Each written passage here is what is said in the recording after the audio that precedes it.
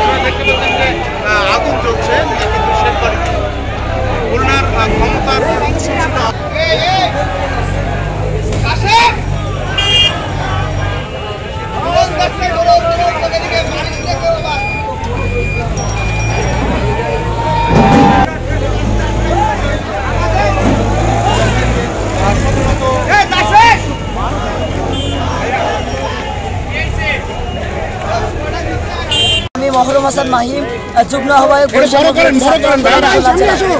আপনারা জানেন যে জুলাই গণঅভ্যুত্থানটি হয়েছে 2000 শহীদের রক্তের উপর দিয়ে শতাধিক শিশু জীবন দিয়েছে, তার উপর দাঁড়িয়ে আজকের জুলাই গণঅভ্যুত্থান। কিন্তু আমরা দেখেছি জুলাই গণঅভ্যুত্থান পরবর্তী সময়ে এই ফ্যাসিস্ট খুনি হাসিনা আমাদের দেশ নিয়ে ষড়যন্ত্র করেছে। এসব ষড়যন্ত্র বাংলার ছাত্র সমাজ আর কখনো কোনোদিন হতে দেব না। আমরা স্পষ্টভাবে বলে দিতে চাই, আর কখনো কোনোদিন আওয়ামী ফ্যাসিস্টদেরকে এই বাংলার জমিনে আর কখনো কোনোদিন আমরা পূর্ণ প্রতিষ্ঠিত হতে দিব না।